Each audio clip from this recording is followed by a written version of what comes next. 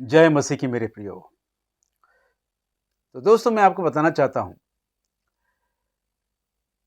प्रभु यीशु मसीह के आगमन और कलीसिया के उठा लिए जाने के विषय में विलियम ब्रैनहम ने जो कुछ सिखाया है वो वचन से मेल नहीं खाता है।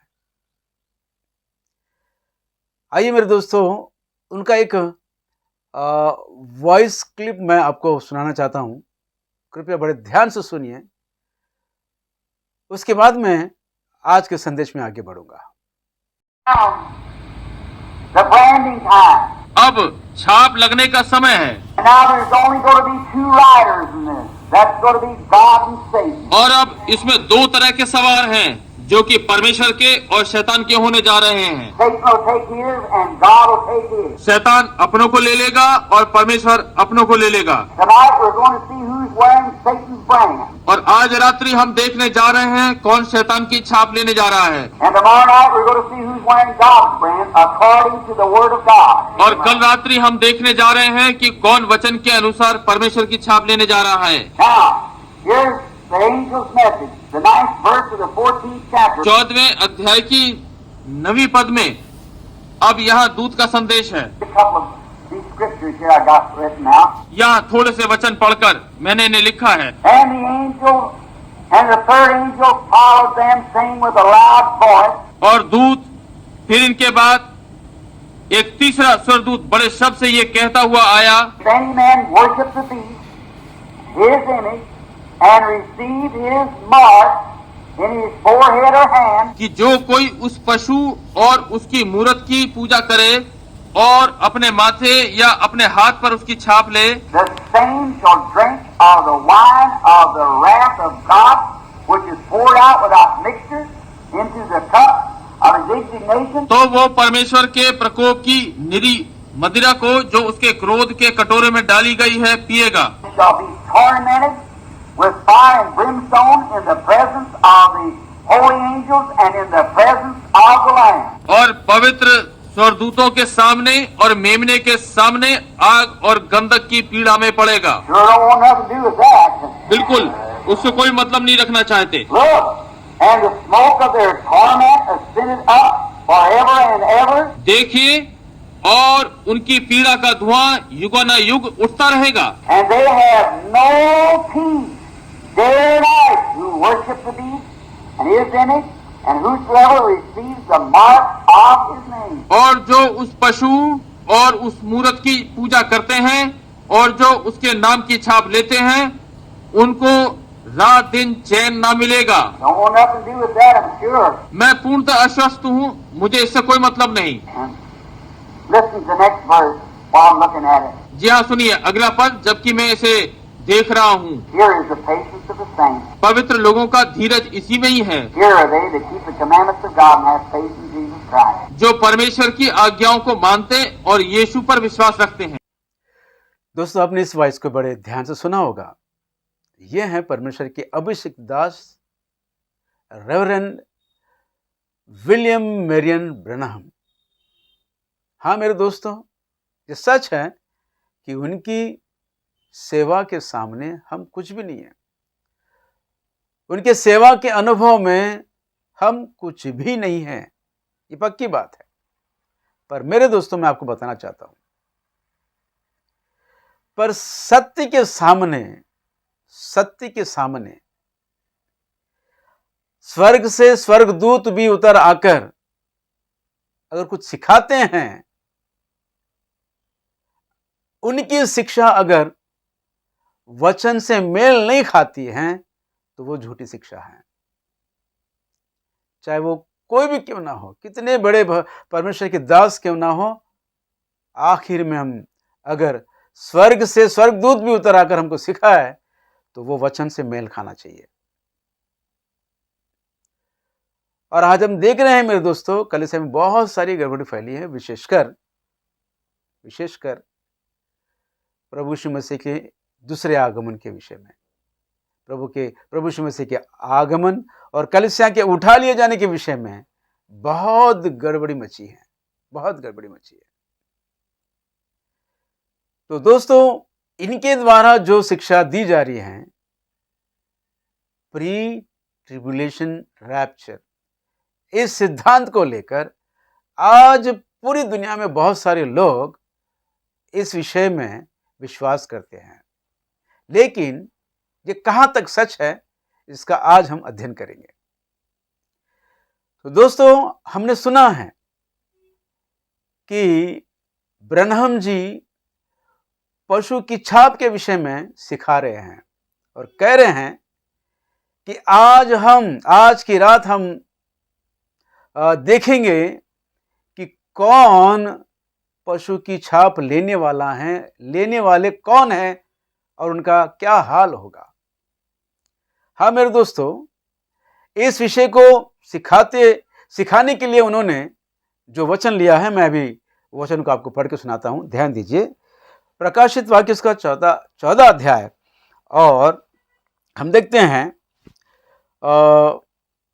9 से लेकर 12 वचन पढ़वाए हैं उन्होंने, और 12 वचन में हम देखते हैं, पवित्र लोगों का धीरज इसी में है जो परमेश्वर की आज्ञाओं को मानते हैं और यीशु पर विश्वास रखते हैं।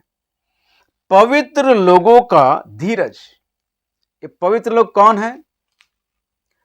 ये पवित्र लोग कौन है मेरे प्रियो? तो इसके विषय में बहुत सारे लोगों का अपना अपना विचार है। ये कौन है मैं आपको बताना चाहता हूं। रोमियो की नाम लिखी गई पत्री, उसका पहला अध्याय पहला वचन में पढ़ के सुना रहा हूं। ध्यान दीजिए, लिखा है, उन सब के नाम जो रोम में परमेश्वर के प्यारे हैं और पवित्र होने के लिए बुलाए गए हैं। लोग पवित्र होने के लिए बुलाए गए हैं जो प्रभु यीशु मसीह पर विश्वास करते हैं। ये पवित्र लोग कौन हैं? जो प्रभु यीशु मसीह पर विश्वास करते हैं। उसी तरह हम पढ़ेंगे प्रियो, कोरिन्थियों के नाम लिखी गई पहली पत्री, उसका पहला अध्याय, मैं दूसरा वचन पढ़ के सुना रहा हूं। ध्यान दीजिए, लिखा है, परमेश्वर की उस कलीसिया के नाम जो कुरिन्थियुस में है, अर्थात उनके नाम जो मसीह यीशु में पवित्र किए गए हैं और पवित्र होने के लिए बुलाए गए हैं। पवित्र होने के लिए बुलाए गए हैं, पवित्र होने के लिए बुलाए गए हैं। और जो प्रभु यीशु मसीह पर विश्वास करते हैं, ये बुलाए गए लोग जो हैं परमेश्वर की कलीसिया हैं, परमेश्वर की प्रजा हैं, जिन्हें पवित्र लोग कहकर बुलाए गए हैं। और इन पवित्र लोगों को भी प्रेरित पौलुस ने अपने समय काल में उनको बहुत सताया है। प्रेरित कार्य उसका 26वां अध्याय, और मैं आपको 10 वचन पढ़ के सुना रहा हूं। ध्यान दीजिए, और मैंने, पौलुस कह रहे हैं, और मैंने यरूशलेम में ऐसा ही किया और प्रधान याजकों से अधिकार पाकर बहुत से पवित्र लोगों को बंदी गृह में डाला, और जब वे मार डाले जाते थे तो मैं भी उनके विरोध में अपनी सम्मति देता था। बहुत से पवित्र लोगों को बंदी गृह में डाल दिया करते थे, सताए करते थे। कौन? प्रेरित पौलुस। जो सताए जा रहे कौन है? प्रभु यीशु मसीह पर विश्वास करने वाले पवित्र लोग हैं। ये पवित्र लोग यानी प्रभु यीशु मसीह की कलीसिया, उसकी दुल्हन। और हम प्रकाशित वाक्य उसका 14 अध्याय और हम 12 वचन में देखते हैं, पवित्र लोगों का धीरज इसी में है, यानी कि कलीसिया उसकी दुल्हन की धीरज के विषय में बताया जा रहा है, जो परमेश्वर की आज्ञाओं को मानते और यीशु पर विश्वास करते हैं। ये पवित्र लोग। दोस्तों, ऊपर के वचनों में हम देखते हैं, ऊपर के वचनों में अंतिम मसीह विरोधी के समय काल में, यानी कि 7 साल के महाक्लेश में, वे लोग उस पशु की मूर्ति की पूजा की है और उसका छाप अपने हाथों में, अपने माथे पर लिए हैं। तो उनका हाल क्या हुआ देखिए। हम पढ़ेंगे प्रकाशित वाक्य 14 अध्याय उसका 9वां वचन पढ़ के सुना रहा हूं, 9 से पढ़ के सुना रहा हूं।